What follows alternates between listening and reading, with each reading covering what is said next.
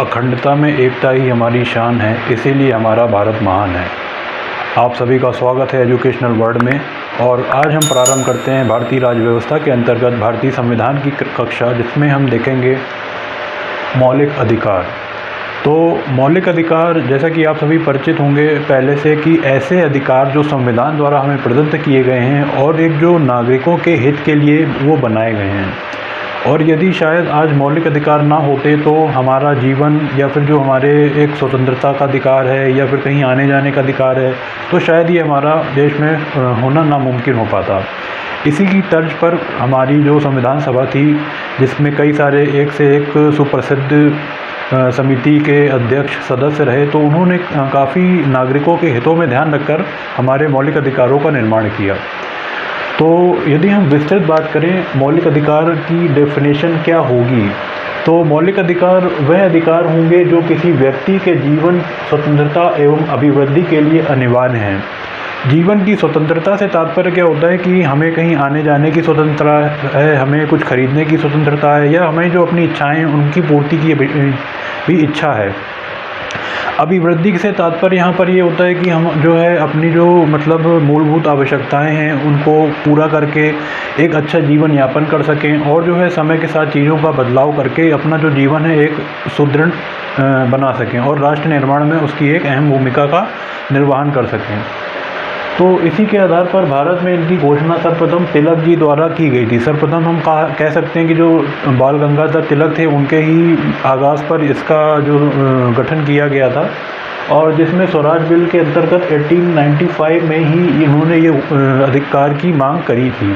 इसके बाद Annie Besant जी ने भी अपनी अधिकारों के लिए गुहार लगाई थी, और कई सारे ऐसे महान व्यक्तित्व थे जो इस मौलिक अधिकार के पीछे अपना काफ़ी अहम भूमिका निभाते रहे हैं। अगली जो हमारा टॉपिक है उसके बाद हम बात कर लेते हैं मौलिक अधिकार और सामान्य अधिकार में क्या अंतर होता है। देखिए, सामान्य अधिकार वे अधिकार हैं जो किसी हमें विधि द्वारा दिए जाते हैं, जो विधि द्वारा प्रदत्त होते हैं, जिन पर जो है कोई संवैधानिक पहलू के अंतर्गत उनको नहीं रखा जाता है।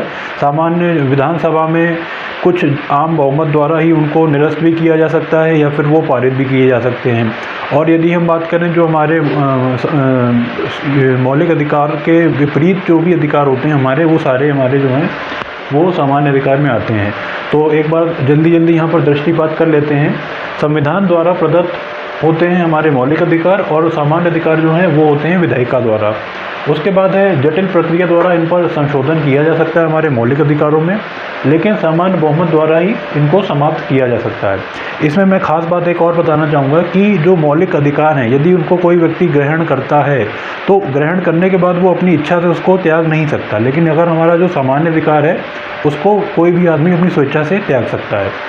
उसके बाद हम बात करते हैं कि यदि हमारा जो मौलिक अधिकार है तो उसके उल्लंघन के लिए कुछ संवैधानिक उपचार भी हमारे संविधान में जो है वो वर्णित किए गए हैं, यानी कि उनके लिए सीधे ही हम जो है हमारे माननीय सर्वोच्च न्यायालय में जाकर गुहार लगा सकते हैं। और यदि हमारा जो सामान्य अधिकार है उसका हनन किया जाता है किसी के भी द्वारा, तो जो हमारे अन्य न्यायालय हैं, उच्च न्यायालय हो गया या आपका अधीनस्थ न्यायालय हो गया, कई सारे न्यायालय हैं। ये एक बहुत ही अहम टॉपिक है। भारत की न्यायपालिका में जब हम प्रारंभ करेंगे तब आपको वहाँ से विशेष इसका विश्लेषण कर पाएंगे। उसके बाद तो जो भी हमारे सामान्य अधिकार हैं वहाँ पर कोई भी अपना किसी भी अधीनस्थ न्यायालय में जाकर अपने अधिकारों के लिए गुहार लगा सकता है। अब इसके बाद और थोड़ा सा हम विस्तृत में जाएंगे मौलिक अधिकारों के बारे में, और जो संविधान की मूल प्रति है उससे एक एक अनुच्छेद का भी अध्ययन करेंगे।